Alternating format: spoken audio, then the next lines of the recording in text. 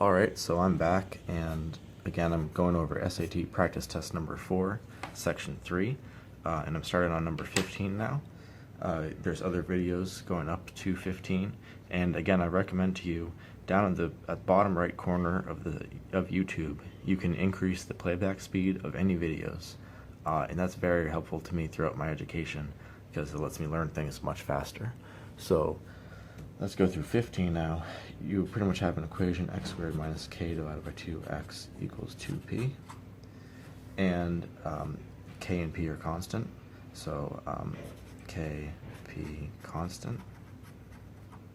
And it wants to know what are the solutions for x. So you can put this another way and write x squared minus k divided by 2x minus 2p equals 0.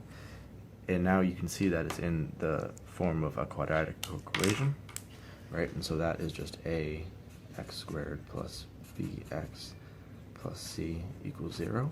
And you know you can use the quadratic formula to find what values x makes this equation true. And so here you have a, b, c. A is going to be, we don't have anything in front of there, so it's just going to be 1. B is going to be minus k divided by 2. And then c is just going to be minus 2p, right? And now the way I remember it, the quadratic formula, I learned this maybe 8 years ago when I was in freshman year of high school, and I still remember it now, is the song goes along to Pop Goes the Weasel. So the formula is x is negative b plus or minus the square root of b squared minus 4ac all over 2a. And so I'll stop my singing. I don't sing very often, and I think the world is grateful for that. So now you just have to substitute in what the values we have here for to find out what values of x we have. So you're going to have minus b plus or minus square root of b squared minus 4 times a times c divided by 2 times a. Right, so now let's simplify that again. We're going to k divided by 2 plus or minus square root of, it's going to be k squared divided by 4 minus 4 times 1 is 4 times minus 2p is minus 8p times minus 1 is going to be plus 8p, and then divided by 2. And now you're going to break this up, okay? So you're going to get k divided by 4 plus or minus 1/2 times the square root of k squared divided by 4 plus 8p, right? And now you're going to do a little trick here, right? Which is, if you have k squared divided by 4 plus 8p, that is going to equal 1/4 times k squared plus 32p. Oops, sorry, 32p. Right, and you know, if you multiply this out, you're going to get k squared divided by 4 plus 32 divided by 4p. 32 divided by 4 is just 8p, so you're back to k squared divided by 4 plus 8p. And the reason you do that then is then you're going to have k divided by 4 plus minus 1/2 times the square root of 1/4 times k squared plus 32p, right? And now you can actually pull this quarter out using that 1/2 equals square root of 1/4. Okay, and now, sorry, I kind of ran out of room there. So then you're going to have k divided by 4 plus or minus 1/2 times 1/2 times the square root. That quarter is out of there, it's that 1/2. Square root of k squared plus 32p. So your final answer then is going to be k divided by 4 plus or minus square root of k squared plus 32p divided by 4, which is b. Okay?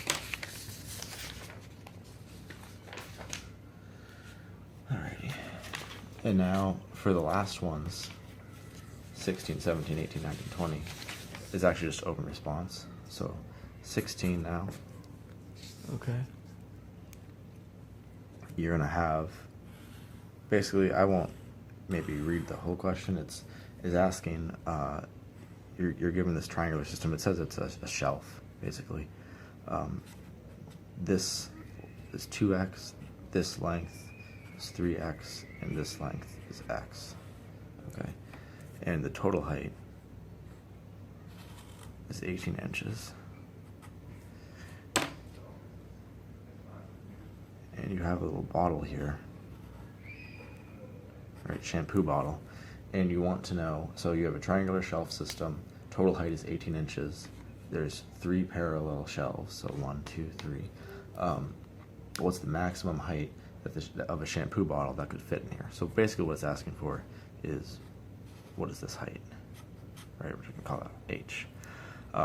So height is what? All right. And kind of there's a number of different ways that you can solve this. I'll actually go through both explanations because I didn't like the way that they kind of want you to solve this. Basically, the way that it's suggested to be solved is, what you have here is you're going to have actually 3 different triangles. So you have this triangle, 2x, with the side length 2x. You have this triangle, right? And so from here to here is going to be 5x. All right, so here to here is going to be 5x. And then you have a third triangle, right? So,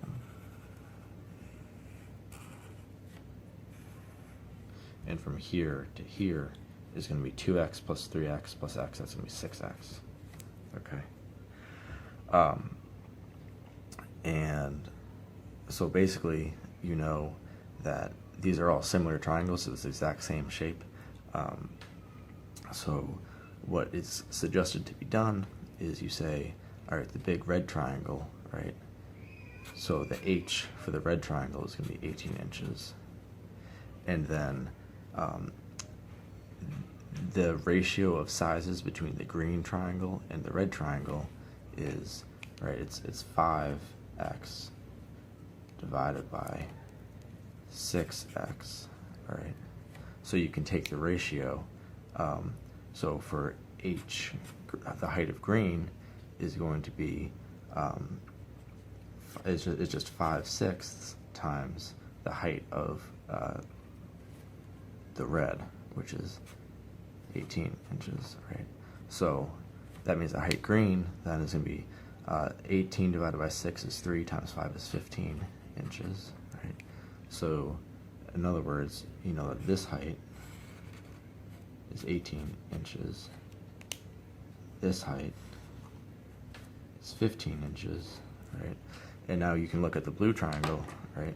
And so the height for the blue triangle is going to be, well, this height is 2, so it's going to be 2x divided by 6x, right?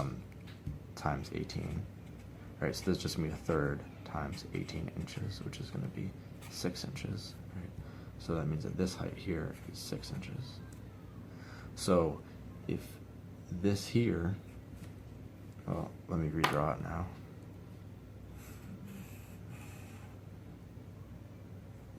This here is 15 inches, and this here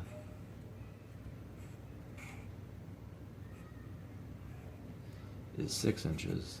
That means that this gap, right, that's going to be where the shampoo can go, is going to be 15 minus 6, which is 9 inches. Okay? So that's the answer there, would be 9 inches. Right?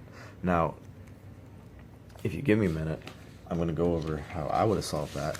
If you've taken trigonometry, you'll be able to follow this. It might be simpler for you, it was simpler for me. 16, alrighty. So you're going to have these triangles here, right? That's basically what it looks like. And this is 2x, this is 3x, this is x. These lengths here. So what I would do is imagine drawing a line straight down here, this is going to be 90 degrees. And you pretty much have a 60 degrees here, and this is going to be 30 degrees. So if you remember, what you can do then, you want to end up finding this height.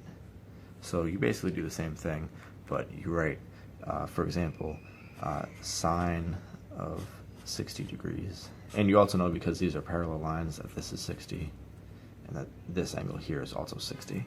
So sine of 60 is going to be whatever the total height is, right? So let's call this total height h.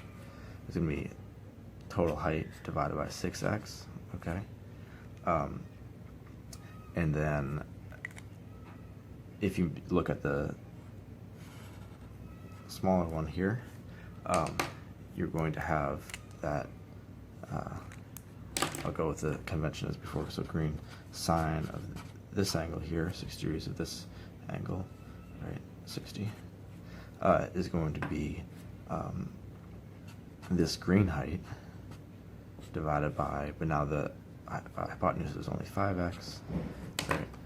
And then if you were to look up at this angle here, sorry, this is drawn confusingly, 60 degrees, then sine of that 60 degrees is also going to be whatever that height is divided by 2x, okay? And you know that sine of 60 is always is rad 3 over 2, right, equals rad 3 over 2 equals rad 3 over 2, okay? And then you're also given that this piece of information, that this height here, h, equals 18 inches, okay? So basically what you can then do is solve this to find out what x is, right? So you're going to have 18 inches equals, you really don't even need to know what sine of 60 degrees is, so it's just sine of 60 times 6x, right? So that means that I'm going to divide both sides by 6, so 3 inches equals, and I'm going to divide both sides by 60 degrees, by sine of 60. Sine of 60, that's going to be equal x. So now you can plug that into the green equation here, right? And you're going to get that sine of 60 equals h divided by 5x. So you can rewrite that 5x equals 5x times sine of 60 equals h. Then you can use x, so 5 times 3 inches divided by sine of 60 times sine of 60 equals h. These 60s are going to go away, and you're going to have 15 inches equals this height here. It's 15 inches, okay? And then you just have to do the same thing right here and say 2 times sine of 60 times x. X is 3 inches divided by sine of 60 equals this height here. Okay, so that's going to be, these signs are going to cancel, and you're going to get 6 inches equals h. And so 15 inches minus 6 inches equals 9 inches, which is what this gap is here. 9 inches, and again, that's your answer. All right, so really whatever way you want to look at it is good. I prefer this way, just because when you get used to it, it's a little bit more straightforward than having to think about similar triangles. On the next video, we'll start off at number 17.